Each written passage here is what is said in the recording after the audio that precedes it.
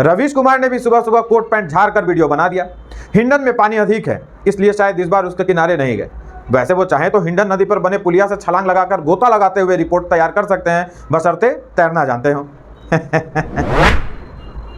हिंडन वर्गवा आवेला, फर्जी रिपोर्ट लिख के ससुरा नंगा होके नाचेला।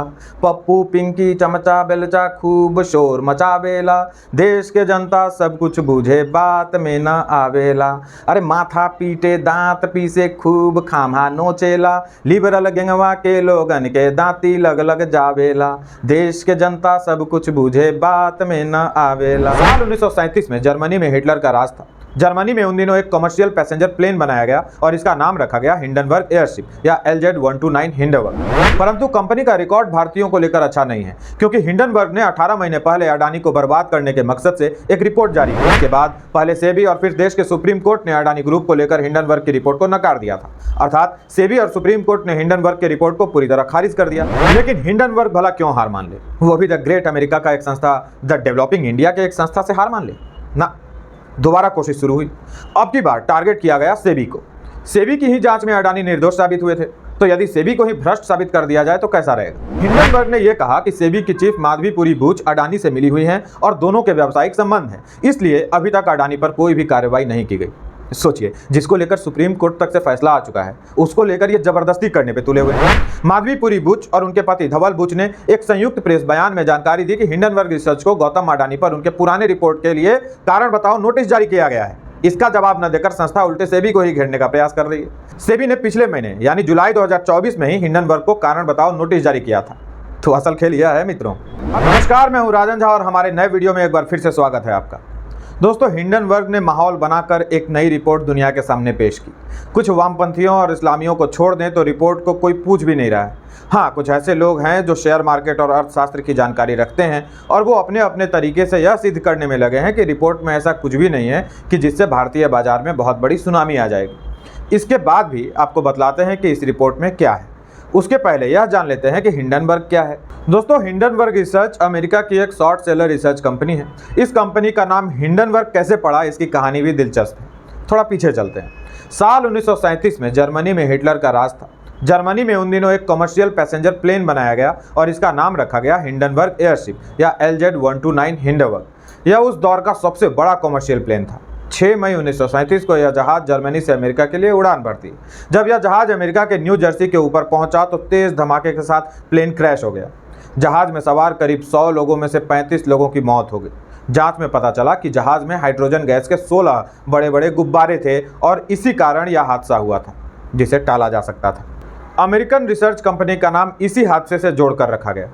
हिंडनबर्ग की वेबसाइट पर नजर डालें तो पता चलता है कि यह कंपनी शेयर बाजार में हो रहे गोलमाल और गड़बड़ियों पर निगरानी रखती है। कंपनी का दावा है कि वह विसल बोआ की तरह काम करती है। कंपनी का मकसद शेयर बाजार में वित्तीय हादसे से लोगों को बचाना है। परंतु कंपनी का रिकॉर्ड भारतीयों को लेकर अच्छा नहीं है, क्योंकि हिंडनबर्ग ने 18 महीने पहले अडानी को बर्बाद करने के मकसद से एक रिपोर्ट जारी की थी, जिसमें अडानी पर कई आरोप लगाए गए थे। मित्रों, अभी जो रिपोर्ट आई है उसे 18 महीने पहले जो रिपोर्ट लिखी गई थी अडानी को बर्बाद करने के लिए, उसी का फॉलोअप रिपोर्ट कह सकते हैं। 18 महीने पहले लिखी गई रिपोर्ट के कारण अडानी के शेयर्स काफी नीचे चले गए थे। इसके बाद पहले सेबी और फिर देश के सुप्रीम कोर्ट ने अडानी ग्रुप को लेकर हिंडनबर्ग की रिपोर्ट को नकार दिया था। अर्थात सेबी और सुप्रीम कोर्ट ने हिंडनबर्ग की रिपोर्ट को पूरी तरह खारिज कर दिया और इसी के साथ अडानी ग्रुप को क्लीन चिट मिल गई थी। देखते देखते अडानी के शेयर्स में पुनः तेजी आई और इस तरह हिंडनबर्ग का सपना चूर चूर हो गया। लेकिन हिंडनबर्ग भला क्यों हार मान ले? वो भी द ग्रेट अमेरिका का एक संस्था, द डेवलपिंग इंडिया के एक संस्था से हार मान ले ना। दोबारा कोशिश शुरू हुई। अब की बार टारगेट किया गया सेबी को। सेबी की ही जांच में अडानी निर्दोष साबित हुए थे, तो यदि सेबी को ही भ्रष्ट साबित कर दिया जाए तो कैसा रहेगा? अब सेबी के बारे में थोड़ा जानते हैं। इसका पूरा नाम है securities and exchange board of India, Hindi में भारतीय प्रतिभूति और विनिमय बोर्ड। सेबी की स्थापना वर्ष 1992 में एक मार्केट रेगुलेटर के रूप में की गई थी। इसका काम निवेशकों के हितों की रक्षा करने के साथ ही उन्हें उचित मार्गदर्शन देना भी है। पूंजी बाजार में व्यापार से संबंधित हेरफेर और धोखाधड़ी को रोकना भी इसके जिम्मे होता है। तो पूरी प्लानिंग के साथ हिंडनबर्ग ने एक और रिपोर्ट प्रकाशित की। इसमें कहा गया कि सेबी की चेयरपर्सन माधवीपुरी बुच और उनके पति धवल बुच के पास गौतम अडानी के पैसे की हेराफेरी में इस्तेमाल किए गए 2 ऑफशोर फंड में हिस्सेदारी थी। ऑफशोर फंड एक तरह से इंटरनेशनल फंड होते हैं जो विदेशी बाजार में इन्वेस्ट करने वाली म्यूचुअल फंड की स्कीम जैसी होती है, जो किसी सेक्टर, कंपनी या नियमित आय वाली सिक्योरिटीज में निवेश करती है। इन शॉर्ट, हिंडनबर्ग ने यह कहा कि सेबी की चीफ माधवीपुरी बुच अडानी से मिली हुई हैं और दोनों के व्यावसायिक संबंध हैं, इसलिए अभी तक अडानी पर कोई भी कार्रवाई नहीं की गई। सोचिए, जिसको लेकर सुप्रीम कोर्ट तक से फैसला आ चुका है, उसको लेकर ये जबरदस्ती करने पे तुले हुए हैं। अर्थात अपने सुप्रीम कोर्ट पर विश्वास न करके एक विदेशी संस्था पर विश्वास कर लिया जाए। सेबी चेयरपर्सन माधवी बुच ने हिंडनबर्ग द्वारा लगाए गए आरोपों को सिरे से नकार दिया। उन्होंने कहा कि पिछले कई वर्षों से सेबी को सभी आवश्यक जानकारियां पहले दी जा चुकी हैं। हमें किसी भी वित्तीय दस्तावेजों के बारे में बताने में कोई हिचकिचाहट नहीं है। मतलब वो अपने बारे में भी कह रही हैं, यानी ये कह रही हैं कि आपको हमारे आमदनी पर शक हो तो आप जांच कर सकते हैं, कोई भी पैसा गलत तरीके से कमाया गया नहीं है। माधवीपुरी बुच और उनके पति धवल बुच ने एक संयुक्त प्रेस बयान में जानकारी दी कि हिंडनबर्ग रिसर्च को गौतम अडानी पर उनके पुराने रिपोर्ट के लिए कारण बताओ नोटिस जारी किया गया है। इसका जवाब न देकर संस्था उल्टे सेबी को ही घेरने का प्रयास कर रही है। सेबी ने पिछले महीने यानी जुलाई 2024 में ही हिंडनबर्ग को कारण बताओ नोटिस जारी किया था। तो असल खेल यह है मित्रों। अब इस पूरे मामले पर अडानी समूह का भी बयान आया है। अडानी समूह ने बयान जारी करके इन आरोपों को दुर्भावनापूर्ण, शरारतपूर्ण और भ्रम फैलाने वाला बतलाया है। स्टॉक एक्सचेंजों के लिए जारी किए गए बयान में अडानी समूह ने कहा है कि विदेश में इसके जितने भी निवेश हैं वो सभी पूर्णतः पारदर्शी हैं। अडानी समूह पोर्ट से लेकर पावर तक में डीलिंग करता है। उसने कहा कि हिंडनबर्ग ने पुराने आरोपों को ही रिसाइकल करके फिर से जारी कर दिया है, जबकि उन आरोपों को लेकर अच्छी खासी जांच ऑलरेडी हो चुकी है और मार्च 2023 में ही सुप्रीम कोर्ट उन्हें नकार चुका है।